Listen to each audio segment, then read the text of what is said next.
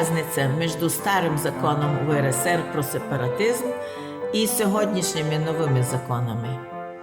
Різниця є і дуже суттєва, і не на користь законодавства України сьогоднішньої.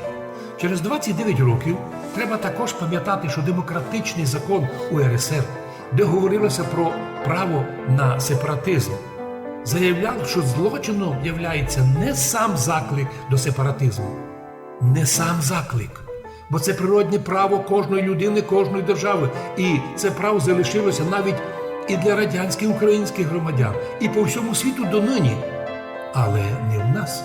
Але тоді рахувалося злочином тільки такий заклик до сепаратизму, який спонукав би громадян до насильницьких дій. Щоб новим громадянам незалежної України більше не хотілося і не кортіло більше згадати про старий радянський вільний закон про сепаратизм, яким вони вільно скористалися 1 грудня 91-го року, голосуючи за утворення нової держави за межами СССР, за відділення від СССР, тобто акт сепаратизму в його правовому значенні, а не в нинішньому хворобливому, націоналістичному та що діють репресіями від СБУ. Та ж саме ще майже радянська комуністична Верховна Рада скоро вилучила цей закон про референдум, право людей на сепаратизм та на вільні регіональні референдуми уже через пару місяців після референдуму в 92-му році.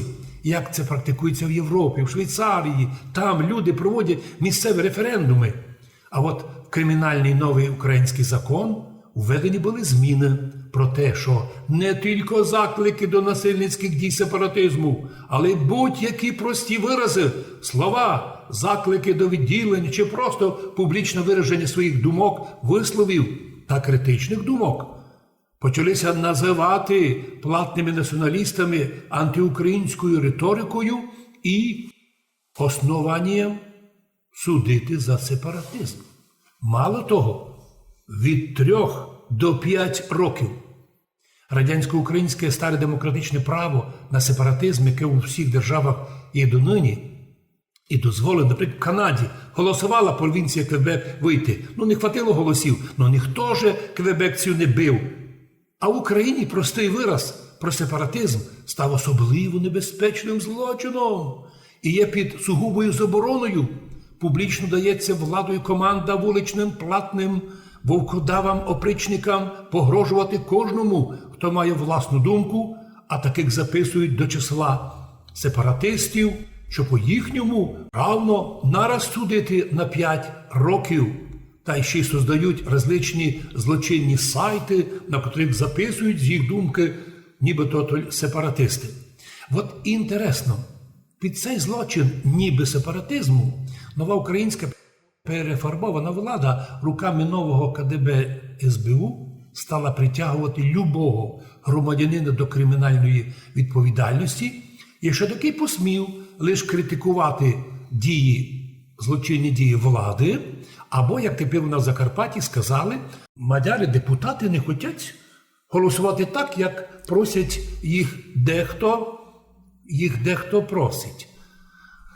Отже, тепер можна і Василя Брензовича судити навіть за то, якщо він скаже своїй жоні «добрий день», а йому скажуть «ні, це добрий день сказав ти, але наші експерти докажуть, що ти мав у виду добрий день убити президента і відділити Закарпаття від України до Мадярщини». Так колись мене судили. Не було доказів.